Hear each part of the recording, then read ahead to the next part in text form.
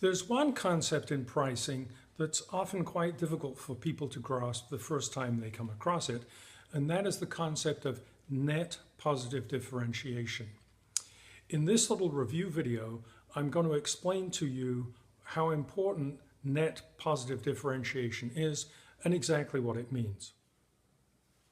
We're going to start with our familiar universal model of pricing. We have a floor, which is our marginal direct costs, and a ceiling, which is the customer's perception of value. Whenever a firm competes with other firms in a market, we would like to raise our prices to get more profit, but competitors are quite often price competing against us, so we end up with them pushing prices in an industry down. Customers come to each buying decision with a reference price. In mature markets, this is an average of what they've paid for similar things in the recent past. If it's in the introduction stage, they're going to have to compare in their mind with substitute goods for whatever it is that you're offering. As a firm, we hope that we have net positive differentiation. That is, we hope that the entirety of our offering, including the product and where it's sold and some other factors, are in general better than what most competitors offer, and so we have net positive differentiation. Let's begin by taking a look at this word net. It's familiar to you if you've studied accounting. Net means the result after you take one thing away from another. So on the income statement, we have our operations, then we have financing and administration, and we come down to our income. Now, firms have to pay taxes.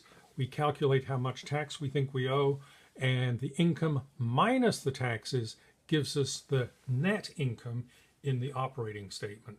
That is, again, one thing, take away another. The income minus the taxes gives us the net income. Well, let's think about net positive differentiation. We remember that the customer is coming with a reference price, and as a firm, we hope that we have something that's actually better for people to buy. So let's consider this example. Here's my office in Berkeley, and let's say we want to go to ice cream. Well, the place that may come to mind for most people would be our local branch of Ben & Jerry's, the national chain.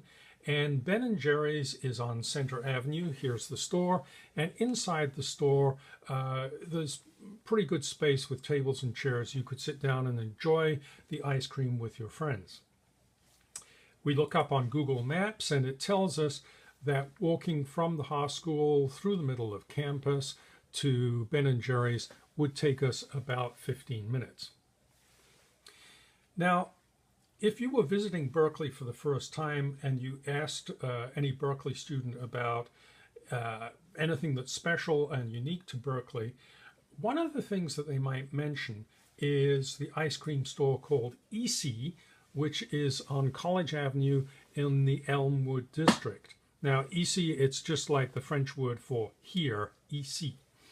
And EC is famous for offering really exotic flavors. Here we have honey juniper, here basil flavored ice cream. So these are flavors that you probably could not get anyplace else, certainly in Berkeley, maybe no place else in the world. And when we look up on Google Maps, it tells us that EC is actually quite a bit further. It's a little over a mile down College Avenue. And if we walk fast, it's going to take us about 19 minutes. So a little bit further to get there. Let's compare and see how EC stacks up against Ben & Jerry's. Now, just a little warning here. In general, customers compare against all other ice cream stores, but to make this demonstration easier, we're just going to compare to Ben & Jerry's. What do we know about Ben & Jerry's?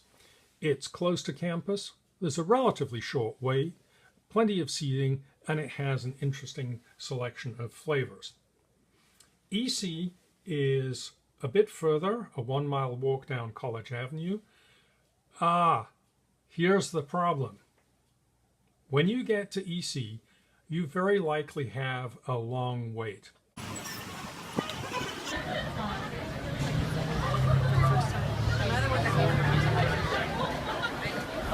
You like Village?